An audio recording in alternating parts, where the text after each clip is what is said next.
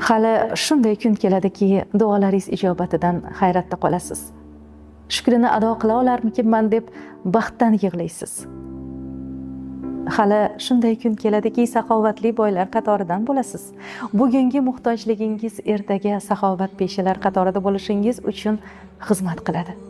Shuning uchun tushkunlikka tushishga shoshmang.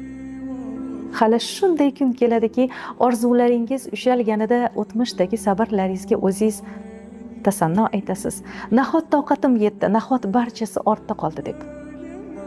Hali shunday kun keladiki, sizni qo'l bilan ko'rsatganlar sizga qarsak cheladilar. Yaratgan mo'jizalarga qodir zot. Barchasi bo'ladi. Faqat buguningiz uchun qalbdan rozi bo'ling.